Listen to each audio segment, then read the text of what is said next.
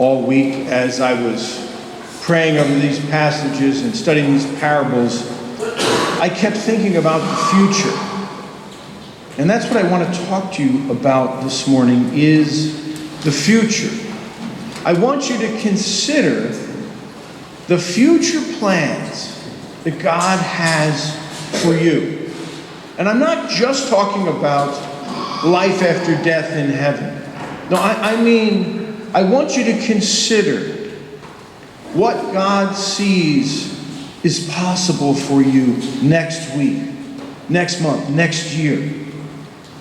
Because I think these parables tell us that God relates to us based on who we can become with Christ and not what we've done or has been done to us. You see, God sees who we can become when we walk with Christ into our future. Let me explain what I'm talking about. You know, so often we are treated by others based on what we've done, based on our achievements, how much money we make, what job we have, where we live or work, where we went to school. And sometimes we can even get pigeonholed by things that have happened to us in the past. Did you hear her husband died? She's a widow. Did you hear he has cancer? Oh, he's divorced. She just lost her job. And we can get pigeonholed into these labels as if we're only that situation that has happened to us in the past and not so much more. And then, of course, there are the stereotypes. And our families and our society have trained us to respond to other people, often based on stereotypes. People of color know this all too well in our society.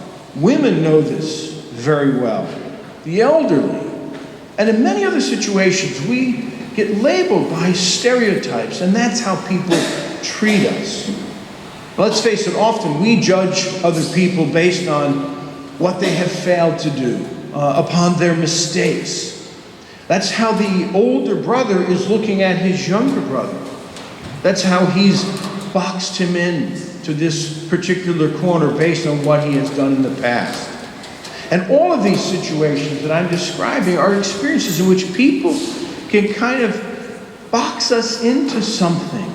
It's almost like we're walking down this hallway, heading towards a door, and we think the door is going to be open, and we get there and pull the door and it's locked, and we can't get out. And this is where Jesus' parables from today come in. I want you to notice, especially in the parable of the prodigal father, how the father relates to his younger and older sons. Notice the father doesn't respond to the younger or older sons based on their behavior. The younger son has wasted his inheritance. The older son is angry and jealous and resentful, and he's removed himself from the family celebration.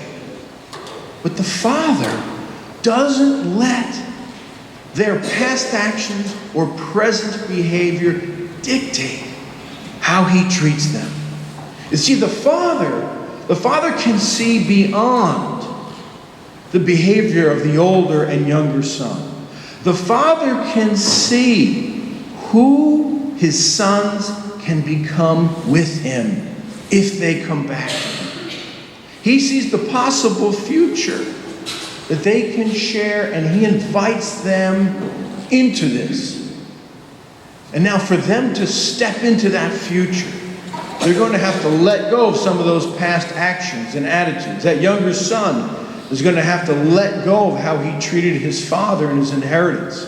That older son is going to have to let go of that jealousy and resentment, that desire to not participate with the family.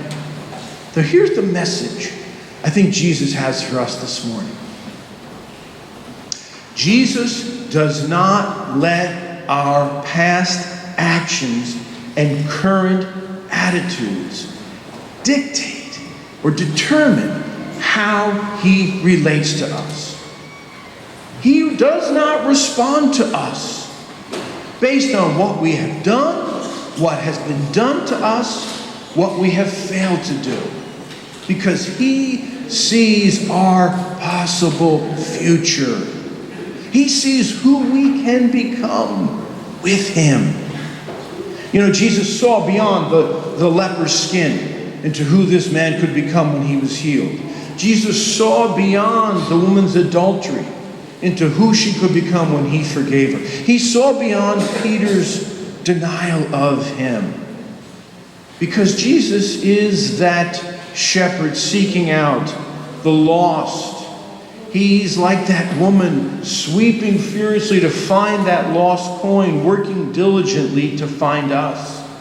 Because we can get lost. We can get lost in our grief and our fear. We can get lost in our addictions and our rage. We can get lost in our emptiness. And he comes to us in those experiences. He seeks us out. He keeps reaching out to us because he knows who we can become with him. You know, as I was preparing this homily, I all of a sudden started to remember all kinds of events in my past life, and I hope you can too. Events where the Lord came to you through the Word, or through the Eucharist, or through a friend, or through a colleague. And I remembered these events where he came to me, and all of a sudden I stepped into the future he had for me, and my life went in a different direction, in a direction I could never have imagined. So I encourage you to look back and remember some of those moments when he came to you and how you stepped into the future that he has for you. Because the Lord does have a future for us. So step into it. Discover who he wants you to become with him. Because we no longer are walking down a hallway alone, heading towards a closed door that's determined by our past, by stereotypes, by things we've done or not done. No, we walk with Christ together. And we come to a door and he opens it. And we step out into this beautiful, bright, sunny day in a beautiful field with him into the future he has for us. We no longer walk alone in this life. We walk on his power.